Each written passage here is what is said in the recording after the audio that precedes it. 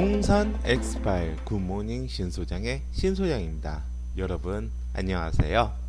네, 지금 재개발 재건축 AS 방송을 약간의 제가 또 한 가지 말씀드릴 거 이야기를 드리고, 그리고 제가 부동산 투자에 대해서 생각하는 신소장의 생각을 한번 이야기를 드려보도록 할게요. 네, 그럼 오늘 방송 시작해 보도록 하겠습니다. 네, 제가 재개발에 대해서 맹신이 있었습니다. 이 정도는 나는 안다 라고 생각을 하고 맹신을 했지만, 이런 공법 관련해서 예를 들어 보면 건축법이나 예를 들면 도정법 같은 재개발 재건축 도시환경 정비사업 혹은 도시개발사업 같은 택지사업 같은 경우에서는 이런 법률들이 상시적으로 좀 개정이 많이 되거든요. 제가 보기엔 세법만큼, 좀 예를 들면 소득세법이나 그런 것만큼은 아니지만 그래도 개정이 많이 되는 것 중에 하나입니다. 네, 그래서 제가 실질적으로 개정한 부분들을 좀 파악하지 못하고 거만하게 방송을 남겼던 것 같아요. 그 점 사과드리도록 하겠습니다. 네, 제가 저번 재개발 재건축 특집 3부작을 얘기를 할 때 제가 틀렸던 거를 딱 한 가지 더 말씀을 드려본다고 한다면, 재개발과 재건축의 차이점에서 재개발 지역의 공공성이 더 주어지는 이유는 몇 개를 가지고 있어도 하나 정도를 받을 수가 있다. 주택을 하나를 받을 수가 있다. 네, 조합원 분양을 하나 받을 수 있다. 특별 분양 자격이 하나다 라고 이야기를 드렸는데요. 이게 2014년도에 도정법이 개정이 됐네요. 두 채까지도 받을 수 있다고 합니다. 네, 이 법률 개정안을 제가 파악하지 못했습니다. 죄송합니다. 물론 AS 방송, 그리고 제가 그 세부작에 말씀드렸던, 3부작에 말씀드렸던 재개발 재건축 특징에 대한 큰 범주에서는 영향 미치진 않았지만, 그래도 제가 틀린 부분에 대해서, 그리고 그거에 대해서 제가 인지가 됐으면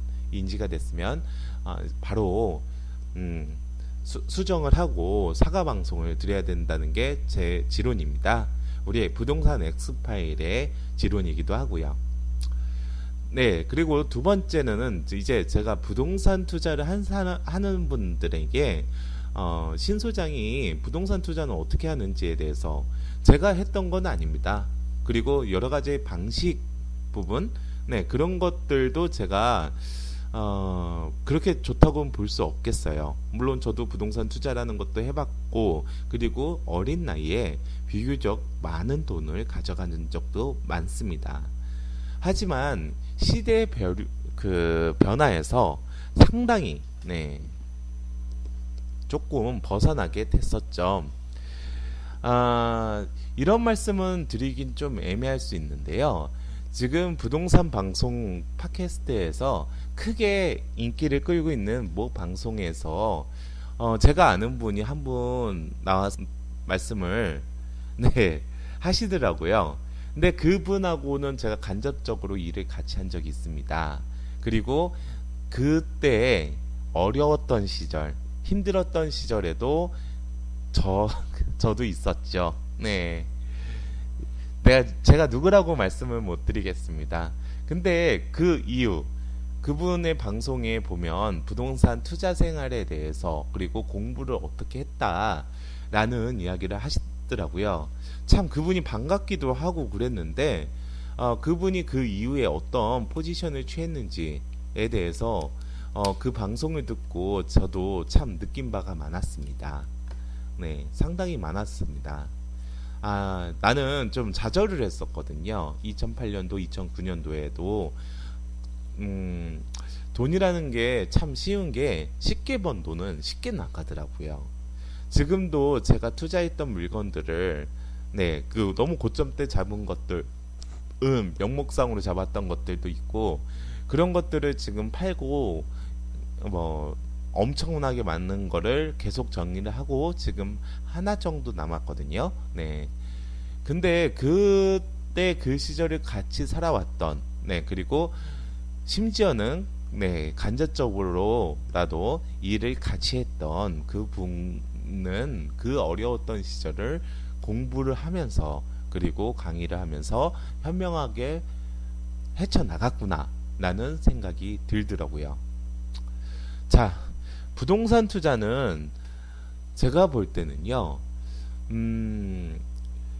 하늘이 내려준다고 보면 됩니다. 네. 제가 이런 방송을 본 적이 있습니다. 그 일본의 부동산 버블 경제 시절 때, 네.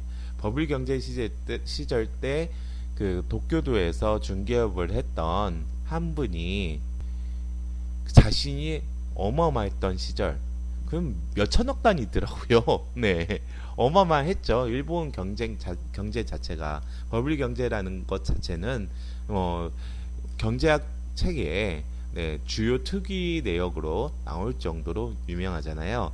그 정점에서 그리고 그 정점의 스테이지에서 일을 했던 일본의 공인중개사였습니다. 아마 택간이라고 하죠. 택간주임이라고 하죠. 네, 그 일본에선 그렇게 칭한다고 하더라고요.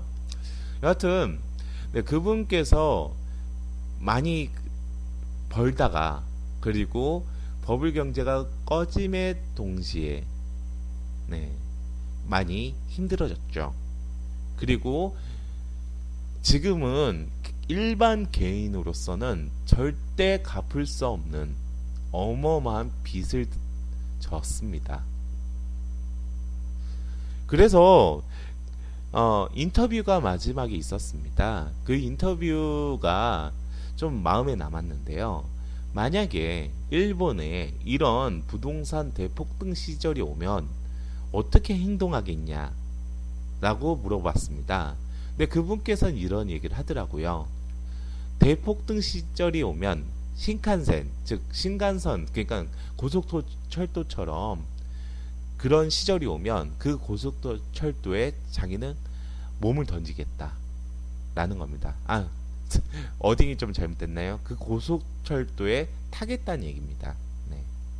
대신에 예전과 다르게 역마다 딜을 한 번씩 바라보겠다 라는 이야기를 했죠. 그런데 과연 그럴 수가 있을까요? 저도 시절 좋았던 시절에 운 좋게도 시절 좋았던 분야에서 돈을 좀 만져본 적이 있습니다. 중개업자로서도 돈을 만져봤고 그리고 투자자로서도 돈을 만져봤습니다. 근데 이런 게 있습니다. 그때 시절이 오면 그 분위기라는 거는 어려워요. 보기가 힘듭니다. 뒤를 바라본다고요? 천만합니다. 물론 제가 나중에 고점 물건들을 잡았을 때 이런 생각은 해본 적이 있었습니다. 이것이 너무 띈 게 아닌가. 나보다 좀 더 바보인 사람한테 이 물건을 내가 넘길 수가 있을까? 였습니다. 하지만 그때 분위기, 왜 그러냐면 그 시절에 그 가격이 됐던 것도 예전에는 이 가격이 될 수 있을까? 라고 제가 똑같은 생각을 해본 적이 있었거든요. 그때 시절, 즉 부동산 하락의 시절과 그리고 여러분께서 운이 좋게 부동산의 하락, 즉 폭등 시절에서 폭등되는 분야에 발을 담게 된다고 한다면요.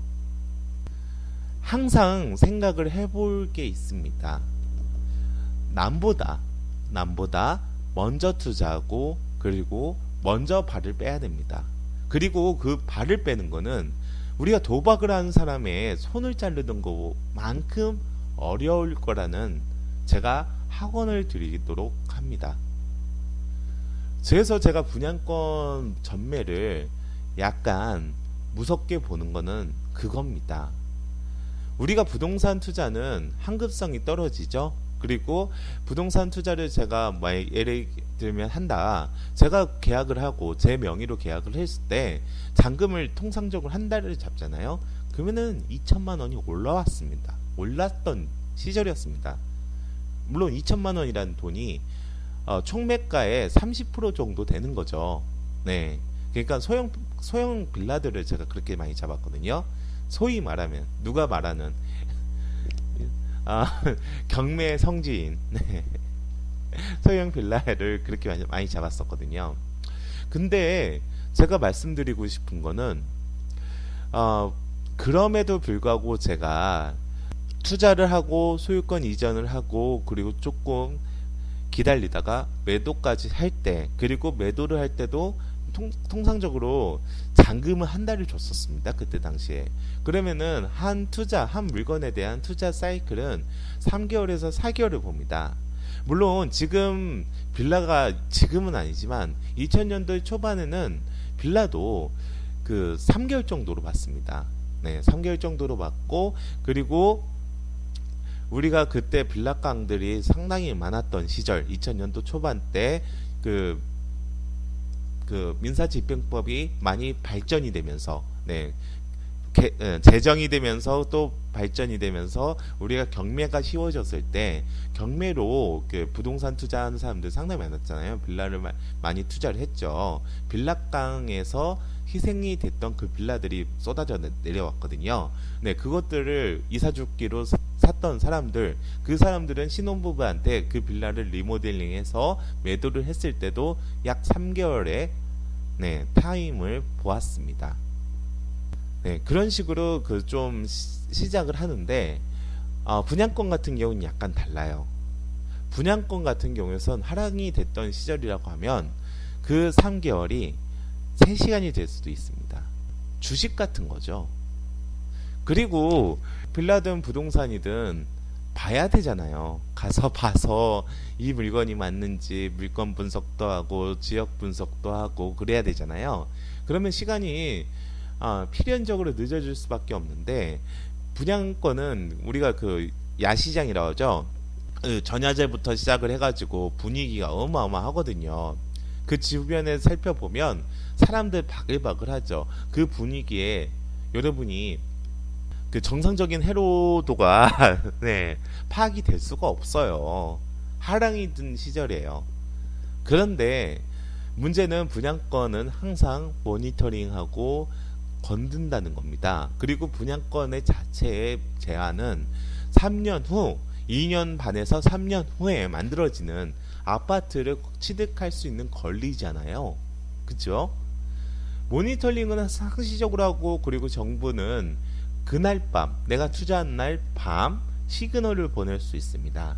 그리고 그 다음날 그 시그널에 대해서의 피드백이 바로 나타나는 게 바로 분양권입니다. 통상적으로 11.3 대책에서 초기 그 발표 초기에, 그것도 그 전에 강력한 시그널을 보냈을 때 가격 하락세나 혹은 안정세를 보여왔던 것은 바로 이 분양권이 주식시장처럼 그 하나의 시장의 시그널에 엄청나게 변동성이 큰다는 것과, 그리고 그 재화 자체는 3년 후에 취득할 수 있는 권리, 준공된 아파트를 취득할 수 있는 권리라는 것과의 디스매칭으로 한번 묶이기 시작하면 그때부터 피눈물이 나는 게 바로 분양권입니다. 그래서 저는 분양권 투자는 웬만한 고수가 아니면 접근하지 마라 라는 이야기를 항상 해요. 그게 맞는 것 같고요. 자, 이야기들이 상당히 많이 갔는데요. 우선적으로 제가 오늘 말씀드리고 싶은 것은 부동산 투자자 그리고 전문가라는 사람들은 시절 좋을 때 2000년도 초반부터 이게 글로벌 유동성이 상당히 좋았고, 그리고 우리가 그때 당시에는 부동산 투자 물건마다 하나의 스토리텔링, 즉 올라야 되는 이유들이 생기기 시작했습니다. 저는 아파트 가격을 많이 올렸던 거, 그리고 부동산 가격을 올렸던 것은 그 노무현 정권 때의 그 막대한 보상비보다도 가장 크게 영향을 미쳤던 것은 바로 글로벌 유동성과, 그리고 주거 및 도정법, 즉 도시 및 주거환경 정비 법령의 제정, 그리고 그때 당시에 패러다임, 즉 우리가 난개발이 너무 많아가지고 이제는 선 계획을 해서 그 난개발을 막자 계획을 하고 개발을 하자라는 패러다임의 변화로 인해서 투자자 입장 그리고 투기자의 입장에서는 여기가 개발이 되는데 우와 라는 그런 마인드로 투자에 접근을 했기 때문에 대지 지분에 대해서 평당 가격이 올라가게 되었고요. 우리가 예전에도 말씀드렸지만 부동산 투자는 토지 투자다라고 한 적이 있습니다. 네, 그 토지 투자, 입지 투자에 대해서 그 개념이 잡혔던 것들이 바로 2000년대 초반입니다. 그리고 부동산 투자자 그리고 전문가라는 사람들이 그때 돈을 많이 벌었던 사람들이에요. 그리고 그 지식으로 지금은 강의를 하고 있죠. 많은 사람들이 이게 부동산 투자라는 게 웃긴 게 실질적으로 이런 얘기는 좀 애매하긴 하지만 제가 말씀드리고 싶은 거는 많은 부동산 투자자들이 2008년도 이후에 꼬꾸라졌어요. 많이 꼬꾸라졌고 그리고 그때 판이 컸던 사람들은 횡령이나 배임 그리고 사기죄로 들어가게 됐고 혹은 쟁송을 하게 됐죠. 이게 부동산 투자라는 거 그리고 전문가에게 돈을 모아서 펀딩을 받거나 혹은 투자자를 유치해 가지고 접근하는 방식은 이게 언제든지 제 생각입니다. 이거는 이게 모든 게 100% 성공할 수가 없거든요. 근데 부동산은 올인성이 상당히 많다는 얘기죠. 왜 그러냐면 부동산은 투자 금액에 대해서 고가이기 때문에 그 투자 금액을 다 집어넣을 수밖에 없기 때문에 그렇습니다. 즉 10번에서 9번 수익이 나도 한 번에 망가지면 그 사람은 사기꾼이 되고요. 그리고 그 투자 컨설턴트나 그 투자 유치를 했던 사모 펀딩이든 펀딩으로 유치를 했던 그 투자자는 전문가라는 사람들은 사기꾼이 되고 그리고 횡령이나 배임죄가 형성이 되기도 하죠. 이거는 시장 자체의 모순이라고 볼 수 있고요. 그리고 부동산 투자 회사라는 그런 것들이 우리가 증권이나 금융상품에보다 아주 영세하고 안 좋기 때문에 그리고 법률적인 미비점도 상당히 많기 때문에 생길 수밖에 없는 숙명적인 결과물이라고 보는 거죠. 저는 이런 생각을 해요.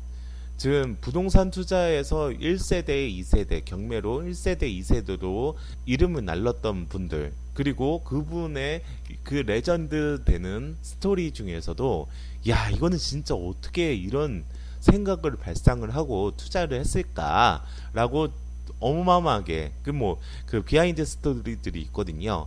네, 그런 분들도 결국에는 소송에 휘말리고 그리고 깜빵에 들어간 사람들도 많다. 저는 그런 거를 봤기 때문에 이게 분화방 같아요. 무엇을 투자를 받고 하는 사람들은. 그래서 이거는 사람을 욕하는 게 아니라 대한민국 시스템을 욕하거나 혹은 이게 부동산 투자, 우리가 투자자 입장에서도 그 돈이 전 재산일 수도 있고 자기가 힘들게 근로노동을 해서 번 돈이잖아요. 그것을 보호할 수 있는 여러 가지의 법적 제도를 정비해야 되지 않나 그 생각을 합니다. 네, 오늘은 여기까지 이야기를 하고요. 두 번째로는 부동산 투자 이야기 두 번째를 이야기를 드려보도록 하겠습니다. 부동산 엑스파일 굿모닝 신소장의 신소장이었습니다. 여러분 감사합니다.